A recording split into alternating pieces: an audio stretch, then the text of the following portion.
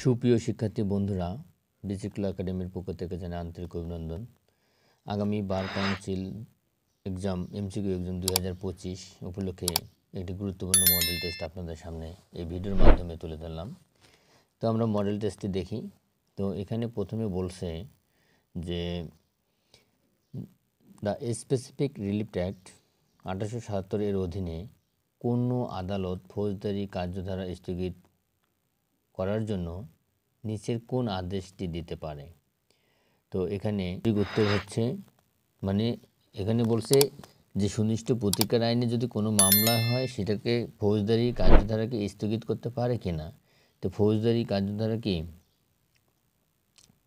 অর্থাৎ মামলাগুলোকে স্থগিত করে দেন, তাহলে আমরা এখানে বলবো কোনোটি নয়।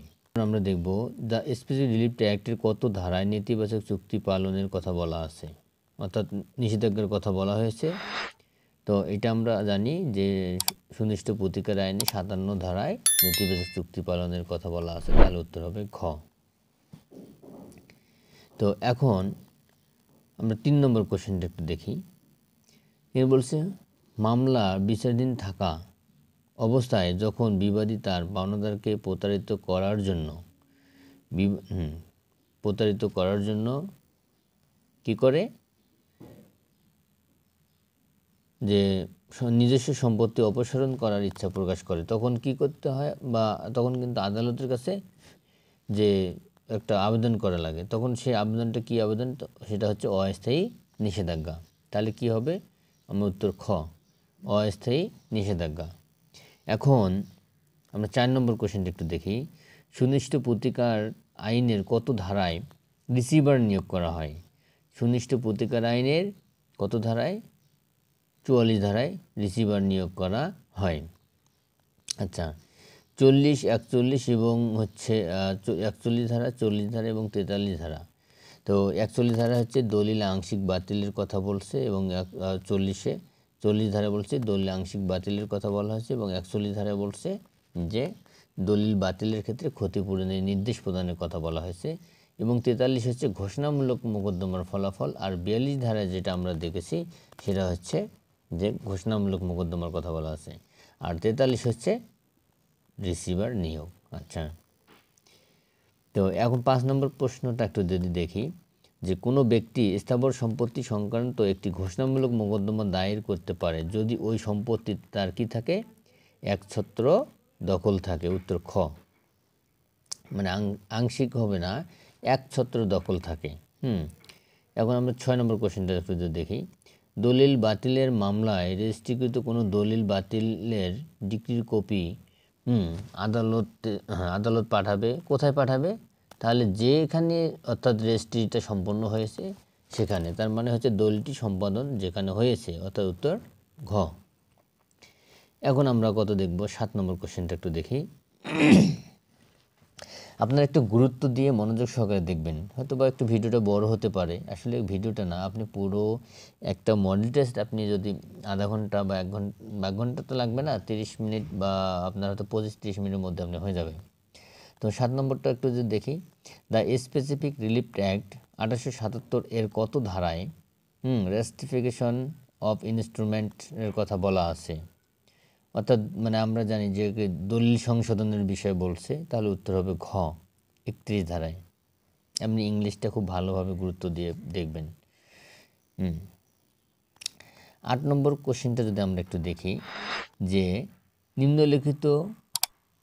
নিম্নলিখিত চুক্তি সুনির্দিষ্টভাবে কার্যকর করা যায় না হচ্ছে আরবিট্রেশন ক্লোজ থাকলে, এবং হচ্ছে যে চুক্তি অসংখ্য মানে কি সূক্ষ্ম বিবরণের সমষ্টি, তার মানে আমার দুটোই হচ্ছে, তার মানে আমার হচ্ছে ঘ, ক এবং খ।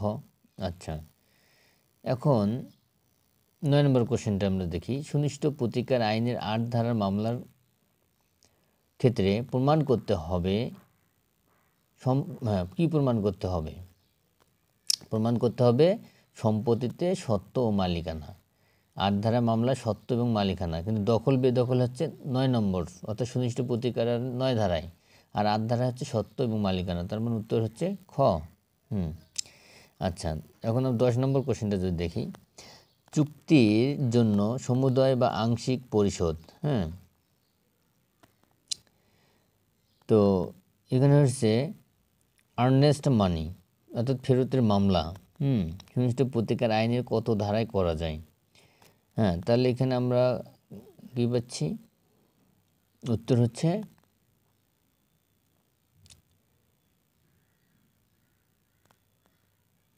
আমরা এখানে হচ্ছে 19। আচ্ছা, 19 ধারা, তার মানে উত্তর আমাদের গ। হ্যাঁ, আচ্ছা, আংশিক পরিশোধ অর্থাৎ আমরা যেটা বলছি যে আংশিক পরিশোধ, হ্যাঁ, তো সেই মামলা আপনি কত ধারায় করবেন? হ্যাঁ, কত? 19 ধারায়। আচ্ছা,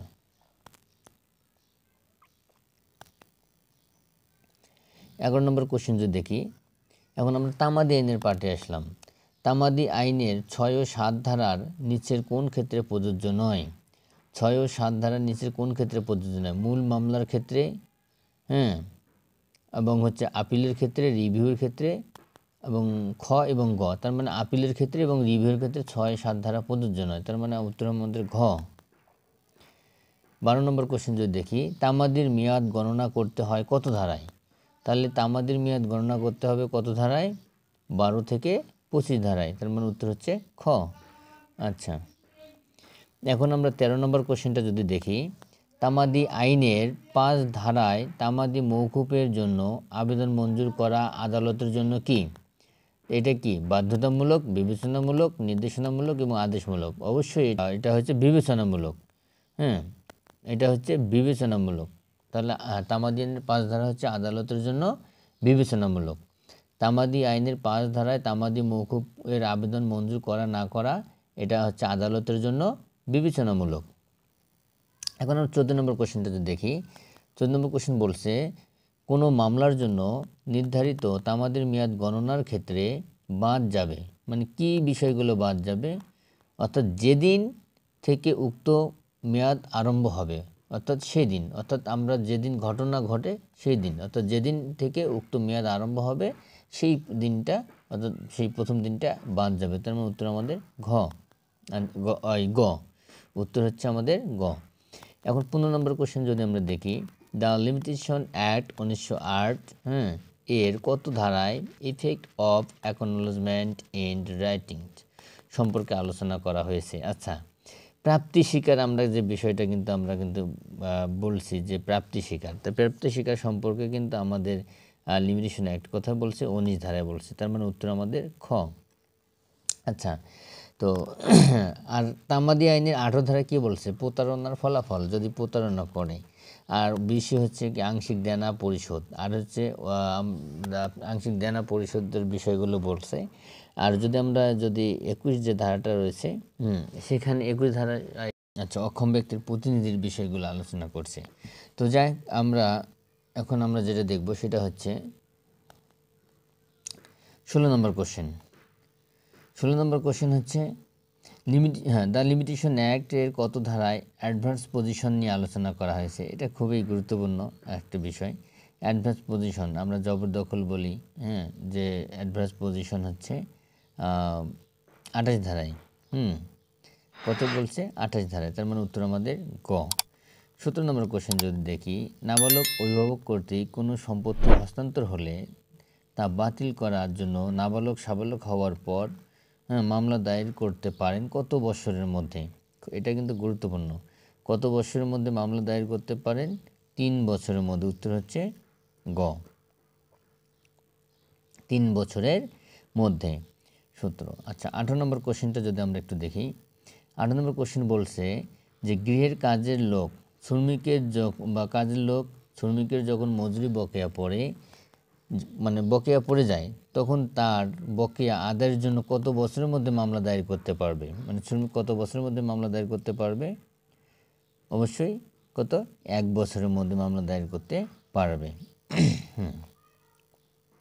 আচ্ছা, এখন 1908 সালের দেওয়ানি কার্যবিধি অনুসারে জেলা জজ আদালত আপিল সংক্রান্ত তামাদির বিধান দ্য লিমিটেশন অ্যাক্ট 1908 এর কত আর্টিকেলে বলছেন? আচ্ছা, জেলা জজ আদালতে আপিলের কথা বলছেন কোথায়?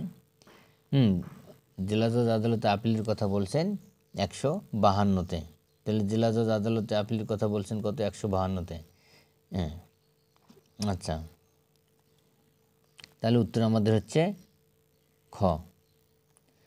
আচ্ছা, আমি বিস্তারিত বলতেছি না, ভিডিওটা অনেক বড় হয়ে যাবে, তারপরেও আমি একটু দিচ্ছি। আচ্ছা, এখন 20 যদি বলি যে হাইকোর্ট মূল এখতিয়ার প্রয়োগকালে প্রদত্ত রায়ের রিভিউ কত, রিভিউয়ের জন্য দরখাস্ত তামাদি কত। আচ্ছা, আমরা যদি যে কোনো রিভিউয়ের কথা বলি, রিভিউ হচ্ছে মানে মূল এখতিয়ার সম্পর্কে যদি বলে হাইকোর্টের মূল এখতিয়ার, তাহলে কত?